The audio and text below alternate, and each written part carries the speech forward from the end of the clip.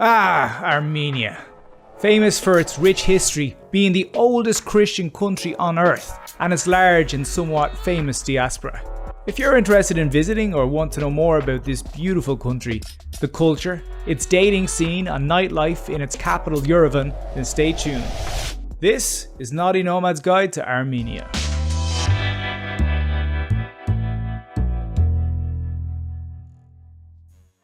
Hi guys, Mark Zolo here, author of over 100 city guides on naughtynomad.com, the largest resource on the internet in men's travel. I've also written a few #1 bestsellers on Amazon in travel writing. There's links in the description if you want to check them out. Anyway guys, today we're traveling to one of my favorite regions, the Caucasus. In particular, the mountainous nation of Armenia. But before we do that guys, please smash that like button, hit subscribe and click the notifications bell not to miss any new videos. So let's get started. Armenia is a wee nation in the Caucasus Mountains with about 3 million people. Interestingly, it's actually one of the few countries where there's more of its people living outside the country than inside.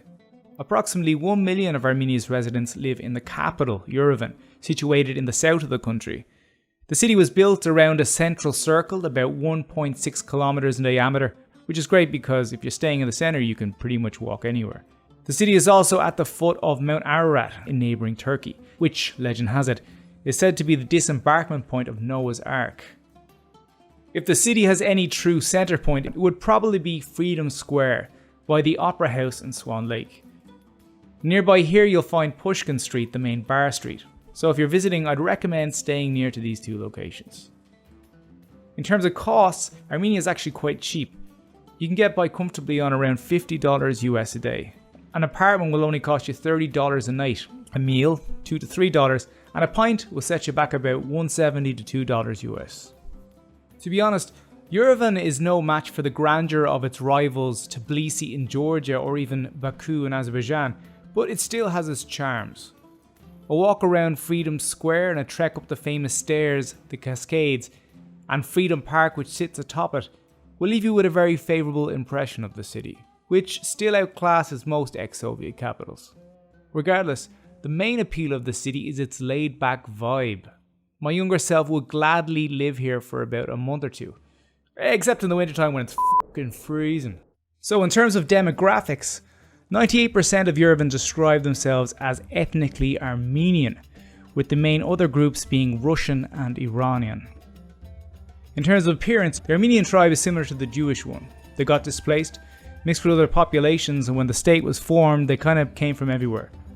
As such, the standard deviation in attractiveness is greater than anywhere else in the Caucasus. You'll see a lot more world-class stunners here, but also a few more fast food addicts, let's say. Bizarrely, there are even some naturally blonde and blue-eyed Armenians. That said, there are some common features. Similar to Azerbaijan, the vast majority of people have dark, black, often curly hair, dark eyes, and prominent angular noses. Armenians tend to dress more feminine than Georgian women, but less so than Azerbaijani women. As I said, Armenia is the oldest Christian country in the world, making people relatively conservative, at least by European standards. As such, Armenian women are the most conservative of all the Caucasus Christians, and are much more reserved than their Eastern European counterparts. The average age to get married is only 24, and it is estimated that around 60% to 80% of Armenian women are still virgins when they marry. It takes a bit of investment to nail them down. Typically, a few meetups and a lot of comfort building is required for intimacy to occur. Going Dutch here is also not a thing. Men are expected to pay the bill. Sorry lads. Furthermore, Yerevan is one of the worst cities I've been to with big village syndrome. Walking down the street, locals often run into friends and family, so discretion is important. Scope out a quiet bar near you and minimise time in public. Guys, and if you do end up getting with an Armenian girl, prepare for a lot of attention. Now the good news is that they're quite affectionate, feminine, and Armenian women are kind of the perfect blend of sexy versus romantic. English here is more prevalent than in Georgia and Azerbaijan, which is a welcome relief if you have caveman Russian like myself. I also reached out to some girls I know in Yerevan to give their perspectives on the dating scene there. Karina, age 20, who spent a semester in the States, shares her thoughts. For Armenian girls, being courted before actually going out on a date is an important thing. When it comes to dating, Girls here choose the guy they date very carefully. Most of the times, they won't choose a guy they're not serious about. Premarital sex is a taboo. It's socially condemned, and even talking about it is not really acceptable. I'd say 80 to 90% of my female friends strongly agree with the idea of no sex before marriage. Ri, age 26, a blonde Armenian, said this: Armenia is between Eastern and Western mentality, but with a bit more focus on the Western thinking and approaches than those of the Oriental world. Things are changing though. Currently, premarital sex is not such a rare thing for those who love each other and want to take their relationship to the next step. But virginity is still very common in Armenia before marriage. And other testimonials from pretty much every guy I've talked to who's been there said, it's fucking hard to hook up. All in all, maybe not the best place to go for a one night stand, but a great place to go wife hunting. The nightlife scene in Yerevan is probably one of my favourite in the Caucasus, but that's not saying much. Don't expect things to be as wild as in Europe. That said, you have a good variety of cool bars with decent music and a party atmosphere. Plus, pretty much everywhere is within walking distance, which is great. As mentioned, Pushkin Street is not a bad place to focus on, but there are also plenty of other spots to explore. As for venue recommendations, as always, be sure to ask locals when you arrive as things are always changing. One personal favourite place of mine that is still open is Calumet.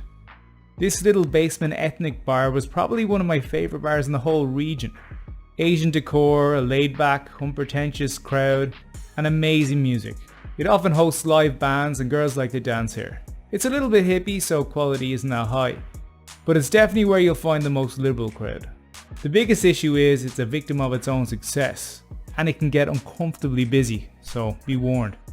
If you're looking for a good date spot, check out local hangout Hemingway's. It's small, quiet and cliquey, but it adds a friendly vibe to it. In conclusion, gents, while Georgia may be the star of the show for tourism in the region, I highly recommend a side trip to Yerevan and Armenia. It's a beautiful country with beautiful people, and yes, while conservative, you can still have a bit of fun here too. So lads, if you like this video and found it helpful, please give us a like, subscribe, and drop a comment down below. I try to answer any questions. For now though, ciao lads, and see you later.